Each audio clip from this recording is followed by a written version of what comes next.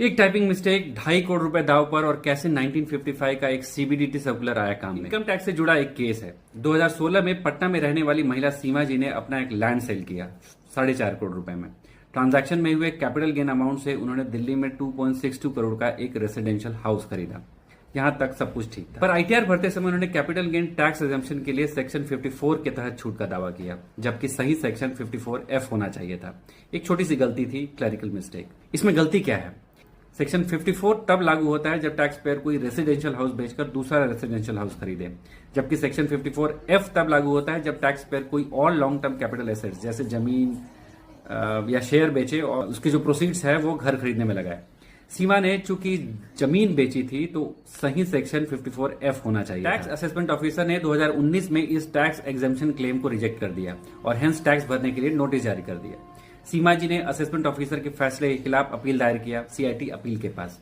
2024 में CIT appeal ने भी सीमा जी के इस दावे को खारिज करते हुए असेसमेंट ऑफिसर के ऑर्डर को बरकरार रखा। 2025 में सीमा जी ने income tax appellate tribunal Patna में केस दायर किया। ट्राइब्यूनल में सीमा जी के वकीलों ने दलील दी कि असेसमेंट ऑफिसर ने सीमा जी के इग्नोरेंस का फायदा उठाया, जो कि central board of direct taxes के सर्कुलर डेटेड 11 नवंबर 1955 के भावना के अगेंस्ट है। उनके वकीलों ने कहा कि इस सर्कुलर में क्लियर तरीके से कहा गया है कि डिपार्टमेंट के ऑफिसर्स किसी भी टैक्स पेयर के इग्नोरेंस का फायदा नहीं उठाएंगे, बल्कि उनकी ड्यूटी है कि वो टैक्स पेयर की हर पॉसिबल मदद करें, विशेषकर रिलीफ या रिफंड दिलाने के मामलों में। जब भी कार्रवाई या प्रोड्यूस डिटेल से यह संकेत मिले कि टैक्स पेयर को कोई रिलीफ या रिफंड मिल सकता है, तो अधिकारियों को खुद पहल करके टैक्स पेयर को गाइड करना है।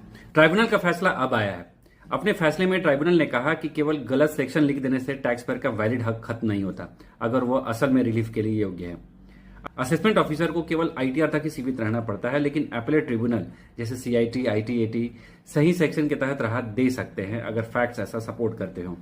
फाइनल ऑर्डर के तहत मामला वापस एयू को भेज दिया गया है और निर्देश दिया गया है कि सभी डॉक्यूमेंट्स के जांच के बाद सीमा जी को सेक्शन 54F की छूट दी जाए। अगर आपसे भी ऐसी कोई गलती हो गई हो तो डरिए मत, यह फैसला और सीबीडीटी का 1955 का सर्कुलर है आपके लिए। इस केस से जुड़े कुछ की टेकअवेज। सेक्शन 54 तब लागू होता है जब रेसिडेंशियल हाउस बेचा जाए और सेल प्रोसीड्स नए रेसिडेंशियल हाउस में ही निवेश हो। वहीं सेक्शन 54F तब लागू होता है जब कोई अन्य लॉन्ग टर्म कैपिटल एसेट्स जैसे जमीन या शेयर बेची जाए और उसकी रकम रेसिडेंशियल हाउस में लगाई जाए। ट्राइब्यूनल ने अपने फैसले में जोर दिया कि टैक्स अधिकारी करदाता की अज्ञानता का अनुचित लाभ न उठाएं। इसके लिए 1955 के सीबीडीटी सर्कुलर का भी हवाला दिया गया है।